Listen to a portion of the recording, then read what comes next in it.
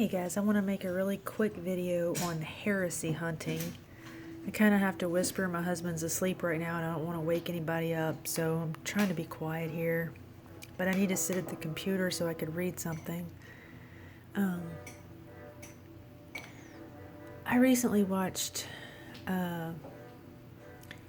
there's a lady that I sometimes watch on YouTube. You can tell she has a heart for the Lord. I haven't watched all of her videos. The ones I have seen, I liked. She seems to be sincere, honest with people, and I just really like her.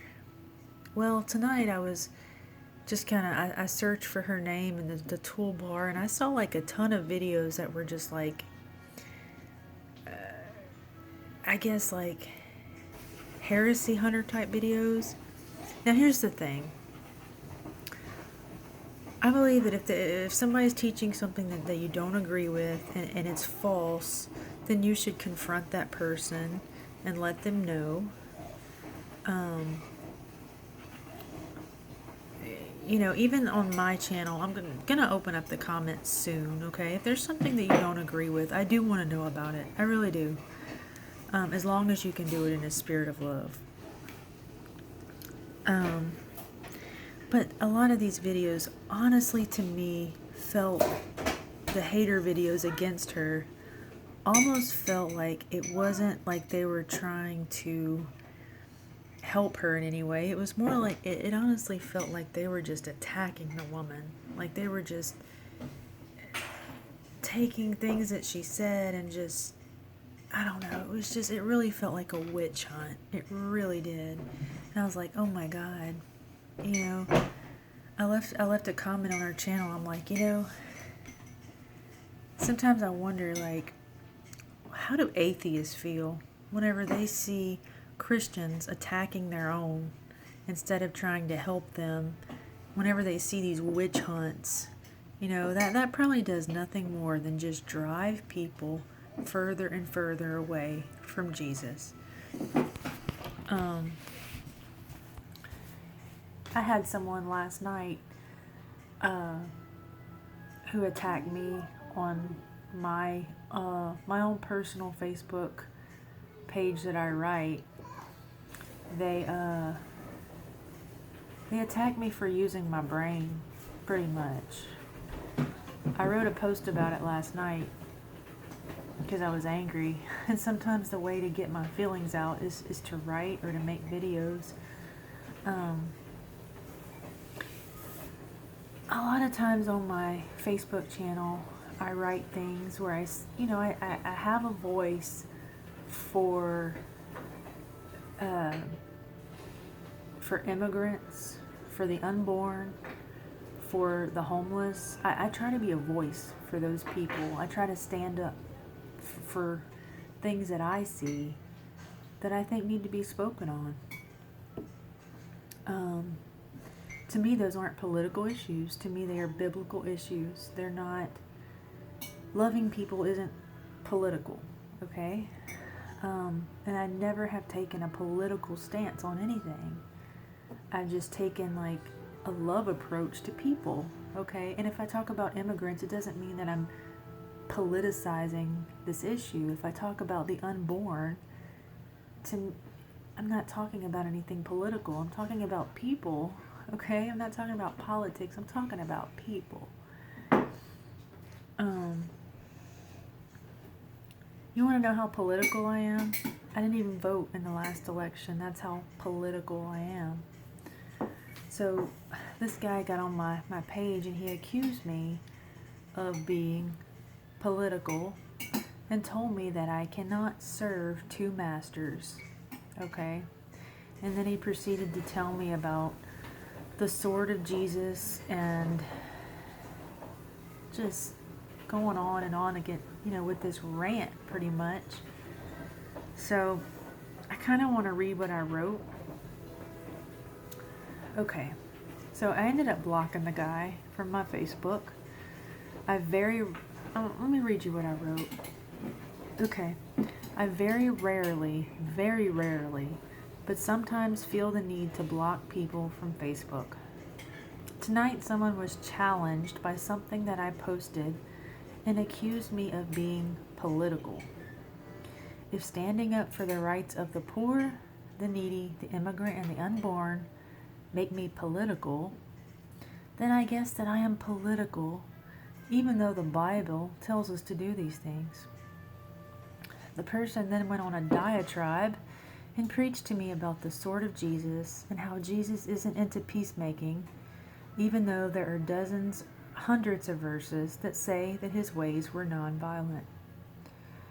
The man then proceeded to tell me that I can't serve two masters, meaning I'm not allowed to have challenging political thoughts and still call myself a Christian. In other words, this guy did not want me to think. It's these type of leave your brain at the door comments that almost make me want to give up my writing ministry. However, I will write on. As long as I have thoughts that I feel that matter, I will write.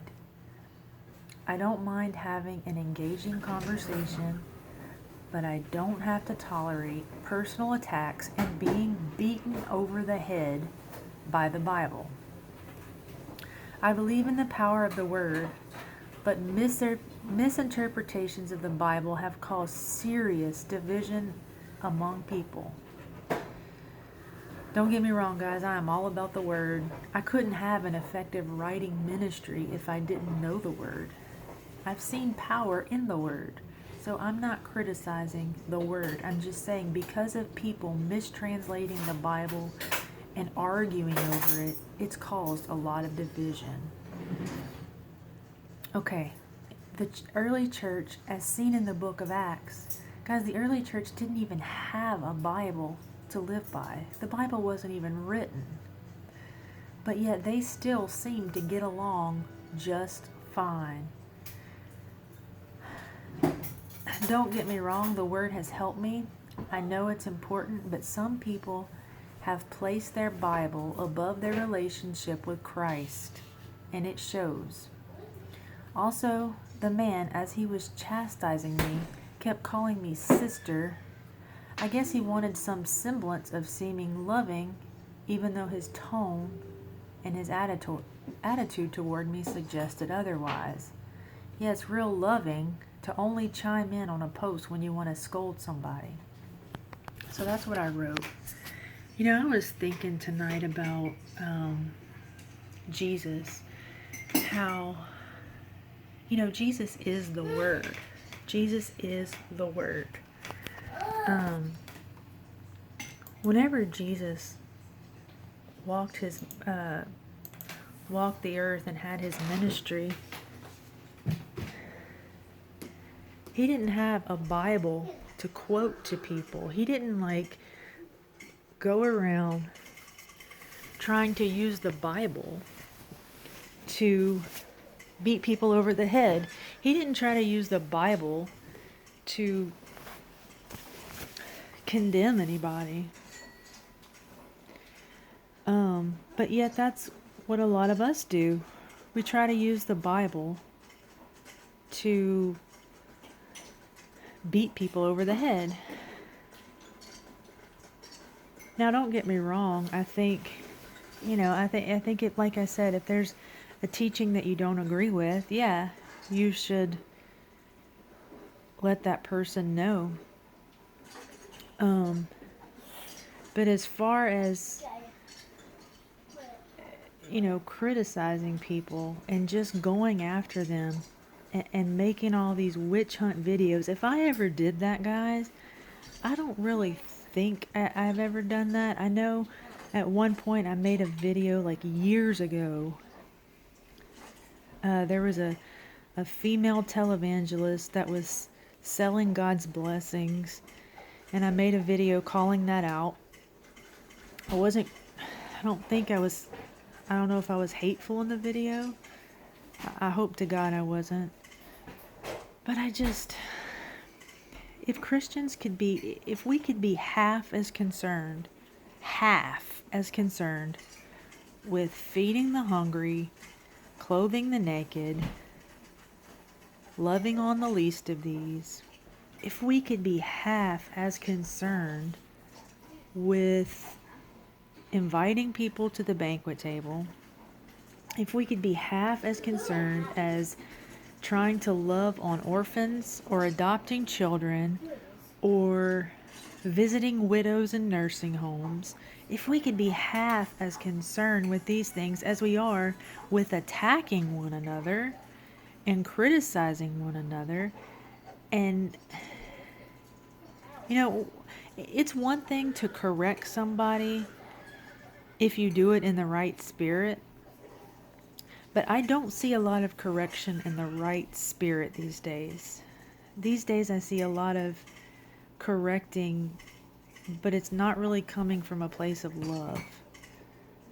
I mean, some people, yeah, but what I saw toward this woman, it didn't feel like it came from a place of love. It felt like it came from a place of self-righteous.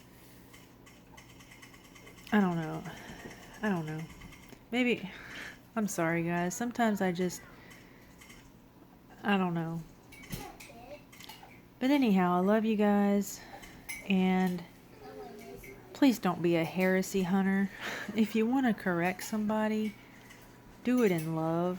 Don't feel like you need to go out and point out every bad thing this person has done or is doing. Be more concerned with what you're doing and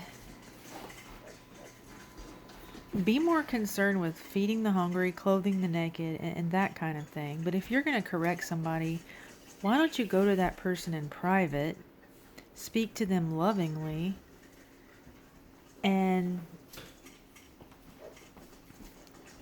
if you have to make a public video, at least have some tact and some class about it, instead of what feels like a witch hunt sometimes. Anyway, because the unbelieving world sees this and they're like, well, I'm kind of scared to say anything because I'm just going to get attacked by people that should be supporting me. Those are my thoughts, guys. Maybe I'm right, maybe I'm wrong. I don't know. Anyway, I love you guys. Y'all have a great night.